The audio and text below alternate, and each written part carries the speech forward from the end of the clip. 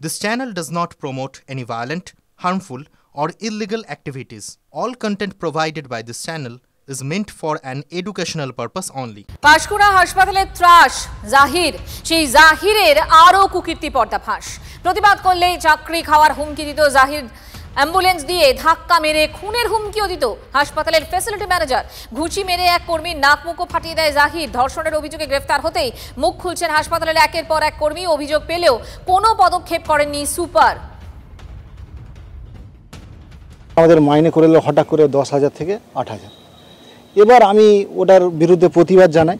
তারপর থেকে জাহির আমার পিছনে লাগা আরম্ভ হয়ে গেল। ডিউটিও night morning evening, night morning evening, মানে কোনো ছুটি থাকতো না, খাওয়ারও সময় দিত না। এতটা প্রভাবশালী হয়ে গেল জাহিরবাবু, নানানভাবে ছেলে মেয়ে সবাইকে আরও কি টর্চার করতো। মানে যদি ধরুন ওনার কথা আমরা ধরুন শুনলামই, বাথরুমে পাঠিয়ে দিত ওয়ার্ড বয়, দেয়াল মুছবে, এ মুছবে, বাথরুমের প্যান পরিষ্কার করবে। ওর বিরুদ্ধে কেউ কিছু গেলেই মোটামুটি মারধরে চালু। আর ওনার আবার একটা কি কাউন্টার ছিল, 14 নম্বর কাউন্টার, এই রুমটাতেই মোটামুটি 14 নম্বর কাউন্টার ডেকে উনি রীতিমতো ধমকি। নিশ্চয়ই তো কারোর না কারোর হাত থাকতেই পারে, না থাকলে ইনি অত বড় সাহস হয় কি করে। যেমন ধরুন কোনো কিছু তার কথা মাত্র না শুনলে বলবে গাড়ি চাপা দিয়ে মেরে দেবো, এটি তার নিজস্ব অ্যাম্বুলেন্স আছে, ঠিক আছে, এইরকম ধরে বলতো যে বাইরের ড্রাইভারকে দিয়ে গাড়ি চাপা দিয়ে মেরে দেবো, কিছু করতে পারি না। তা আমাকে প্রকাশ্যে বলতো আমি লোকাল, তুই আসিস দূর থেকে, আমার প্রভাব বেশি থাকবে না তোর প্রভাব বেশি থাকবে। হ্যাঁ, এরকম আমার কাছে দুজন এসেছিলেন। তারা কাজের চাপের জন্য কাজ ছেড়ে দিয়েছিলেন বা কাজ ছাড়ানো হয়েছিল। যাই হোক, কোম্পানি যা করেছিলেন আমার জানা নেই। তো তারা আমার কাছে এসেছিলেন। আমরা বললাম আপনারা কোম্পানির সঙ্গে যোগাযোগ করুন, কোম্পানি যদি আপনাদের পুনর্বহাল করে আপনাদের করতে পারে। আমার হাতে রিক্রুটমেন্ট প্রসেসটা নেই। খুব বেশি হলে আমি হয়তো কোম্পানিকে রিকোয়েস্ট করতে পারি যে এনারা কাজ করতেন, এনাদেরকে যদি আপনারা দেখেন এনাদের ম্যাটারটা, এইটুকু করতে পারি। কিন্তু আমার হাতে রিক্রুটমেন্ট প্রসেস একদমই নেই। যদি ওনারা অত্যাচারিত হয়েছেন, নিপীড়িত হয়েছেন, সেক্ষেত্রে আমি বলতে পারি যে এনাদের কেসটা আপনারা একটু দেখুন।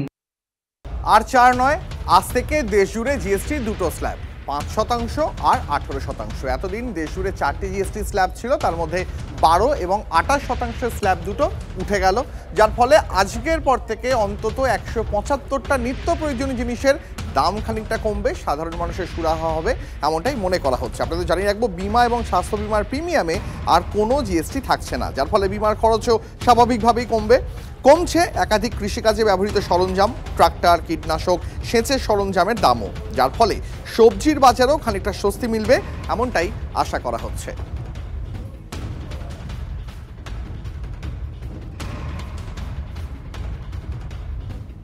আজ থেকেই নতুন জিএসটি চালু হলেও দাম নিয়ে কিন্তু বিভ্রান্তি রয়েছে। অনেকেই বলছেন আগের দামে কিনতে হচ্ছে পণ্য, পুরনো স্টক শেষ না হওয়ায় বিক্রি করতে হচ্ছে আগের দামে, জানাচ্ছেন বিক্রেতারা। না, এখনো কমেনি। কেন? দেরি হবে একটু কমতে। কেন কমতে?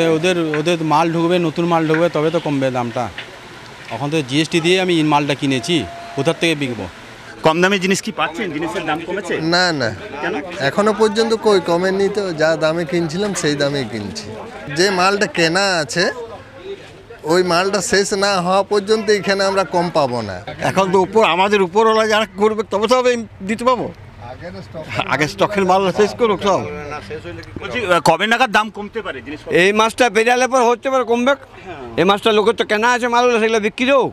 আমরা মনে হচ্ছে 1-2 দিনের মধ্যেই কমবে, আর বিফোর পূজা তো নিশ্চয়ই কমবে, এটা আমার ধারণা। কারণ সবটাই ফাঁকিবাজি তো হতে পারে না। জিএসটি কমেছে আর জিনিসপত্রের দাম কমবে না, সেটাও আমরা কেন মানব? কবে কমবে এতটুকু আমাদের জানা নেই এখন। কোম্পানির ঘর থেকে যতক্ষণ পুরনো স্টকের মাল বেরাবে ততক্ষণ কমার কোনো সম্ভাবনা নেই আপাতত।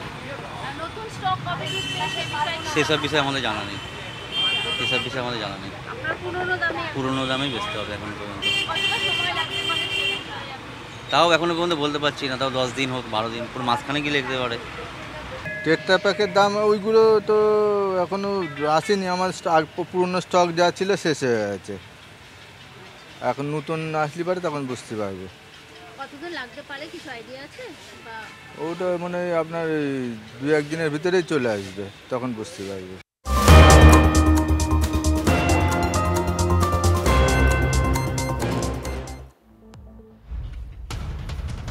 ডিএ মামলায় সুপ্রিম কোর্টে চূড়ান্ত বক্তব্য জমা দিল রাজ্য। বিচারপতি সঞ্জয় কারোলের বেঞ্চে আজ শুনানি নয়, সরকারি কর্মচারী সংগঠন 7 দিনের মধ্যে বক্তব্য জমা দেবে, তারপরে ডিএ মামলার রায় দেবে সুপ্রিম কোর্ট। রাজ্যের বক্তব্য, 12 রাজ্য কেন্দ্রীয় হারে ডিএ দেয় না। এই মুহূর্তের খবর, পুজোর মরশুমেও রাজ্যে আসছেন অমিত শাহ। চতুর্থীতে রাজ্যে আসছেন অমিত শাহ তেমনটাই জানা যাচ্ছে এবং পুজোর উদ্বোধন করবেন অমিত শাহ এবং কেন্দ্রীয় স্বরাষ্ট্রমন্ত্রী উদ্বোধন করবেন ইজেডসিসির পুজো এবং তিনি উদ্বোধন করবেন সন্তোষ মিত্র স্কোয়ারের পুজো। চতুর্থীতে আসছেন এ রাজ্যে অমিত শাহ। এই মুহূর্তের খবর, চতুর্থীতে রাজ্যে আসছেন কেন্দ্রীয় স্বরাষ্ট্রমন্ত্রী সজল ঘোষের সন্তোষ মিত্র স্কোয়ারের পুজোর উদ্বোধন করবেন অমিত শাহ। পাশাপাশি ইজেডসিসির যে দুর্গাপুজো, সেই দুর্গাপুজোরও উদ্বোধন করবেন কেন্দ্রীয় স্বরাষ্ট্রমন্ত্রী। আরো জানবো, প্রদীপ্ত কান্তি ঘোষ আমাদের সঙ্গে রয়েছেন, জানাবেন। প্রদীপ্ত, কি খবর পাচ্ছি আমরা? দেখো, এখনো পর্যন্ত যা জানা যাচ্ছে তাতে 26শে সেপ্টেম্বর দুপুরেই কেন্দ্রীয় স্বরাষ্ট্রমন্ত্রী রাজ্যে আসবেন এবং সেই দিন তিনি মূলত 2টি পুজোর উদ্বোধন করবেন, তেমনটাই এখনো পর্যন্ত স্থির রয়েছে। একটি সন্তোষ মিত্র স্কোয়ারের পুজো, সজল ঘোষের পুজো বলেই পরিচিত, আরেকটি ইজেডসিসিতে পশ্চিমবঙ্গ সাংস্কৃতিক মঞ্চের পুজো, সেটিরও উদ্বোধন হবে কেন্দ্রীয় স্বরাষ্ট্রমন্ত্রী অমিত শাহের হাত ধরে। এই পশ্চিমবঙ্গ সাংস্কৃতিক মঞ্চের যে পুজোটা, সেটা আদতে বিজেপির পুজো তারা, এবং এই পুজোটার সঙ্গে জড়িয়ে রয়েছেন রূপা গাঙ্গুলির, রুদ্রনীল গুপ্তাই মূলত নেতৃত্ব দিচ্ছেন। এমনকি এটাও জানা যাচ্ছে যে তার সূচিতে যদি পরিবর্তন হয়, আরো একটি পুজোতেও তিনি যেতে পারেন। ধন্যবাদ প্রদীপ্ত।